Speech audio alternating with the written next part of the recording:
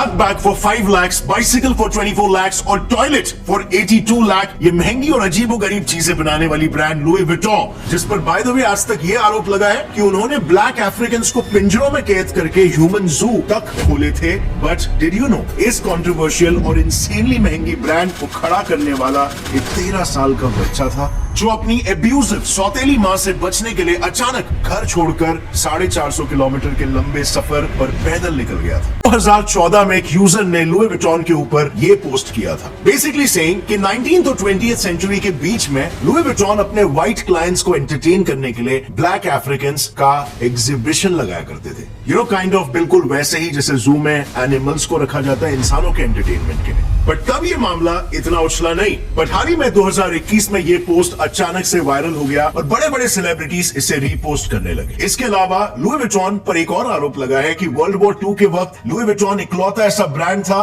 जो प्रॉफिट कमा रहा था, व्हाइल फ्रांस के बाकी सभी बिजनेसेस का दिवाला निकल रहा था। कैसे?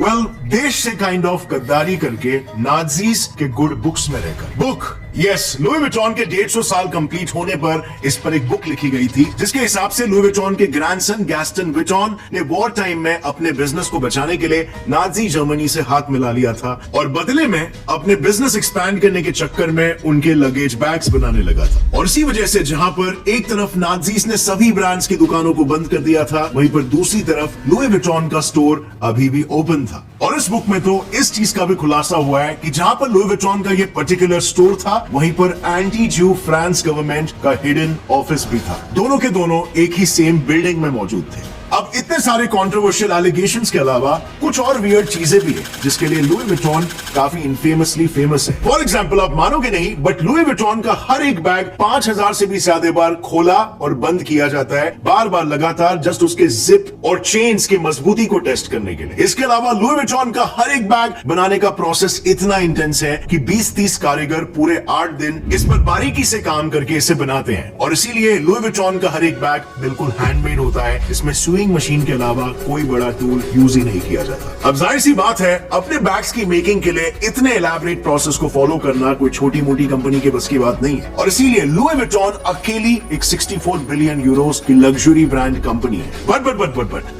ये सब शुरू हुआ एक ऐसे इंसान से जिसके पास एक टाइम पर खाने पीने तक के लिए पैसे नहीं थे। कहानी शुरू होती है 1835 में, जब 13 साल का लुई विटॉन नाम का एक लड़का अपनी सौतेली मां के अत्याचार से तंग आकर घर से भाग गया और चलता रहा जब तक वो 469 किलोमीटर दूर अपनी मंजिल पेरिस तक नहीं पहुंच गया। अब इस लंबे रास्ते को तय करने में लुई को पूरे 2 साल लग गए, पर पूरे रास्ते भर लुई की यही कोशिश रही कि वो अलग अलग स्किल्स को मास्टर करते रहे, कभी किचन में हेल्पर बनकर तो कभी वेटर बनकर। अपने इस एक्सपीरियंस को लेकर जब लुई पेरिस पहुंचा, तब वहां पर इंडस्ट्रियलाइजेशन का दौर चल रहा था और उसने ये नोटिस किया कि रेलवे ट्रैवल दिन प्रतिदिन पॉपुलर होते जा रहा था। तो वो तुरंत रिच एलिट्स के लिए एक प्रोफेशनल लगेज पैकर की तरह काम करने लगे। यस, लगेज पैकर भी एक जॉब हुआ करता था, क्योंकि उस टाइम पर पेरिस की लेडीज इतनी हेवी और इलैबोरेट ड्रेसेस पहना करती थी कि कई बार सब कुछ पैक करने के लिए 50 से 60 लगेज ट्रंक्स भी लग जाते थे। यहाँ पर काम करते वक्त उसने ये नोटिस किया कि मार्केट में लगेज बैग्स या ट्रंक्स का बिजनेस भी काफी बूम कर रहा है, जो बाय द वे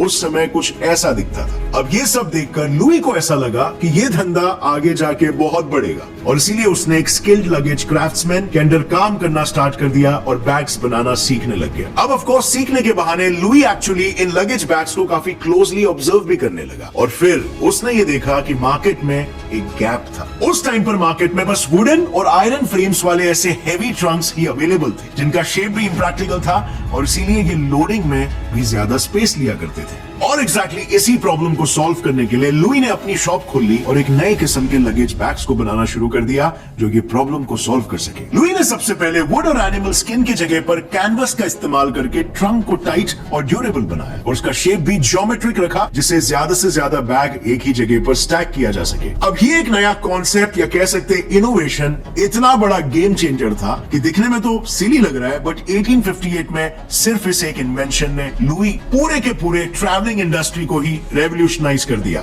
और लेट मी टेल यू, ये वो टाइम था जब रेल ट्रांसपोर्टेशन शुरू ही हुआ था। वॉर और पॉलिटिकल रीजंस की वजह से लोग एक जगह से दूसरी जगह ट्रैवल कर रहे थे अपनी लगेज के साथ। जहां पर एक तरफ लुई विटॉन ने स्ट्रेटेजिकली अपना ट्रंक्स इंट्रोड्यूस करके अपना बिजनेस स्टार्ट किया, वहीं दूसरी तरफ बहुत सी फैमिलीज फाइनेंशियल लॉस में जा रही थी। और इस वॉर ने लोगों को सिखाया कि आपका फ्यूचर बहुत ही अनप्रेडिक्टेबल हो सकता है, और तभी से लोग अपनी फ्यूचर प्लानिंग को लेकर बहुत ही सीरियस होने लगे। इनफैक्ट हाल ही में कोविड के दौर ने दोबारा हमें रियलाइज कराया कि फ्यूचर प्लानिंग कितना इंपॉर्टेंट है और क्यों इन्वेस्टमेंट्स और इंश्योरेंस प्लान सेफ रहने के लिए मैंडेटरी है। इनफैक्ट उनके द्वारा बनाए गए ये बॉक्सेस इतने परफेक्ट थे कि नेपोलियन III की वाइफ एम्प्रेस यूजीनी ने लुई को अपना पर्सनल बॉक्स मेकर बना लिया। पर लुई की किस्मत असल में तब चेंज हुई जब पेरिस की एम्प्रेस यूजीनी सुएज कैनाल की ओपनिंग अटेंड करने के लिए इजिप्ट गई, लुई के यही ट्रंक्स को लेकर। And boom, all of a sudden his trunks were an international hit। Ceremony में आए रशियन, इजिप्शियन और स्पेनिश एलीट्स सभी एक झटके में लुई के लॉयल कस्टमर्स बन गए। पर it was not an all happy ending yet. Louis की ये सक्सेस काफी शॉर्ट लिव्ड थी, क्योंकि 1870 में हुई फ्रैंको प्रूशियन वॉर की वजह से लुई को रातों रात अपनी पूरी फैमिली को लेकर फ्रांस से भागना पड़ा। इतना नाम कमाने के बावजूद भी एक समय ऐसा आया जब लुई की फैमिली रेफ्यूजी कैंप्स में भूखमरी से अपनी जिंदगी गुजार रही थी। और कुछ समय बाद वॉर तो खत्म हो गया, पर लुई विटॉन फैमिली की मुसीबतें खत्म नहीं हुई, क्योंकि फाइनली जब वो घर लौटे तब उन्होंने ये पाया कि उनके घर के साथ वर्कशॉप के भी सारे सामान चोरी हो चुके थे। Basically Louis went back to square one again. But is it really true?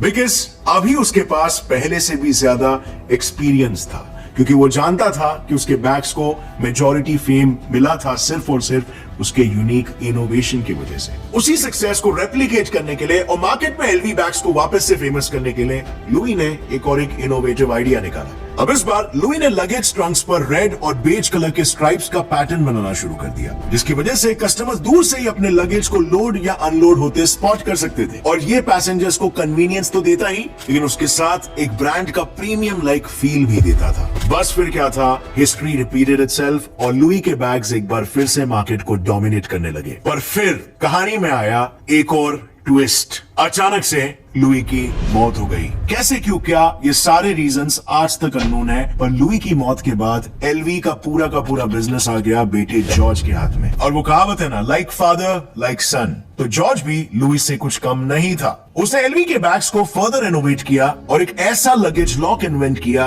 जिसे famous escape artist Harry Houdini ने भी तोड़ने से इनकार कर दिया। देखो, उस वक्त पैसेंजर की सबसे बड़ी शिकायत थी चोरी, जिसको बखूबी से जॉर्ज ने आइडेंटिफाई किया और अपने इन्वेंशन से उसे सॉल्व कर दिया। क्योंकि एलवी ट्रंक्स का नया लॉक इतना स्ट्रॉन्ग था कि कोई भी उसे अनलॉक नहीं कर सकता था, इससे लुई विटॉन ने एक और बार मार्केट में बस क्रिएट करना शुरू कर दिया। इससे लोगों का ट्रस्ट और भी ज्यादा स्ट्रॉन्ग हो गया और धीरे धीरे लुई विटॉन स्टोर्स यूरोप भर में खुलने लग गए। इसी दौरान फिर अपने फादर की याद में जॉर्ज ने कंपनी को उसका फेमस एलवी मोनोग्राम और फ्लोरल पैटर्न भी दे दिया। तो फ्रेंड्स, अब तक इस स्टोरी से इतना तो समझ ही आ जाता है कि लुई विटॉन शुरू से ही काफी इनोवेटिव था और इसीलिए इस कंपनी को स्टार्ट से ही एक हेल्दी पुश मिला। बट ताजुब की बात तो ये है कि आज इतने सारे सक्सेसफुल लग्जरी ब्रांड्स होने के बावजूद भी बिना डिस्ट्रैक्ट हुए लुई विटॉन की टॉप पोजीशन कैसे बरकरार है? वेल, इसका मेन रीजन है exclusivity. Did you know, LVMH की लीगल टीम में 60 लॉयर्स है और कंपनी हर साल $17 मिलियन खर्च करती है सिर्फ और सिर्फ मार्केट में मौजूद फेक LV प्रोड्यूसर्स पर लीगल एक्शन लेने के लिए। ये क्वालिटी को भयंकर लेवल पर रेगुलेट करते हैं और अपने ब्रांड को लेकर एक्सट्रीमली सीरियस है। ये बिल्कुल नहीं चाहते कि मार्केट में कैसे भी करके इनकी थोड़ी सी भी गुडविल डाइल्यूट हो।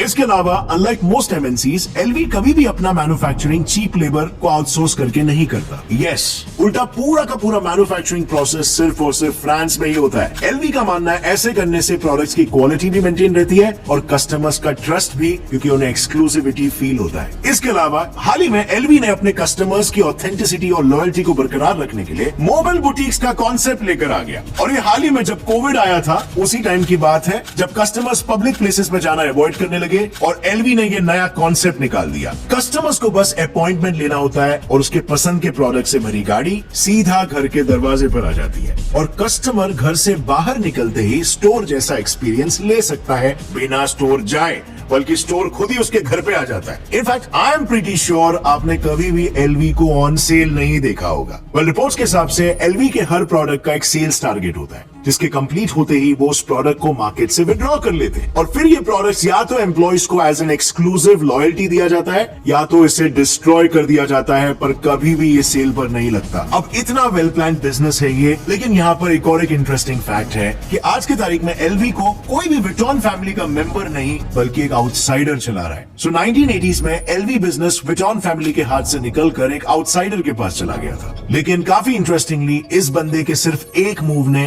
कंपनी का प्रॉफिट मार्जिन डबल कर दिया। वेल हुआ ये कि जॉर्ज विटॉन के 3 पोते थे जिनके कंपनी को लेकर व्यूज काफी डिफरेंट थे और इसीलिए आपस में काफी क्लैशेस होते रहते थे। तो फाइनली उन तीनों के ब्रदर इन लॉ हेनरी रिकेमर ने एलवी को संभालने का फैसला लिया और रिकेमर ने आते ही जब एलवी के डिस्ट्रीब्यूशन प्रोसेस को स्टडी किया तो ही नोटिस कि रिटेलर्स बैग्स को 100% प्रॉफिट पर बेच रहे थे। मतलब 1 लाख का बैग 2 लाख में बिक रहा था और जाहिर है मैन्युफैक्चरर यानी कंपनी को इसका कोई शेयर नहीं मिल रहा था। कंपनी का प्रॉफिट परसेंटेज काफी कम था एज कम्पेयर टू रिटेलर्स, तो उसने इंस्टेंटली अपनाई एक new strategy, vertical integration strategy. और ऐसा करते ही जहां बाकी लग्जरी ब्रांड्स का प्रॉफिट मार्जिन हार्डली 15 से 20% पर था, एलवी का प्रॉफिट मार्जिन 40% पर हो गया, लिटरली डबल। लेकिन अब सवाल आता है वर्टिकल इंटीग्रेशन स्ट्रेटेजी क्या है? सो देखो, वर्टिकल इंटीग्रेशन में कंपनी सिंपली पूरे प्रोसेस को अपने हाथों में ले लेती है। मतलब रॉ मटेरियल्स लाने से लेकर कस्टमर तक फाइनल प्रोडक्ट को पहुंचाना सब कुछ खुद करती है। सो इन शॉर्ट,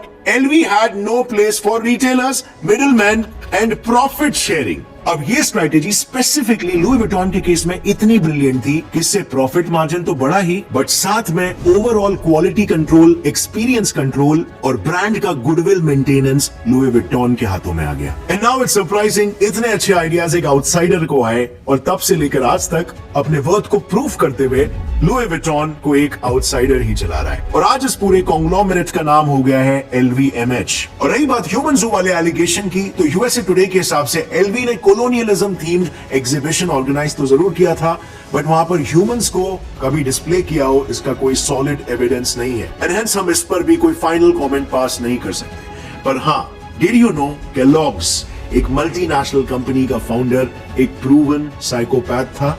यस, वो एक ऐसा साइकोपैथ डॉक्टर था जो मास्टरबेशन और सेक्स के इतना खिलाफ था कि उसने अपने ही पीनस को बिना एनेस्थीसिया के सर्कमसाइज कर दिया था। और इंटरेस्टिंगली इनके सिर्फ एक सिली गलती की वजह से आज पूरी की पूरी केलॉग्स कंपनी खड़ी है। और अगर इस वीडियो से आपको कुछ भी नया सीखने मिला, एक लाइक जरूर ठोकना, अभी सब्सक्राइब कर लो और बेल नोटिफिकेशन दबाओ ताकि आगे आने वाली हमारी कोई भी वीडियो की अपडेट आप मिस ना हो।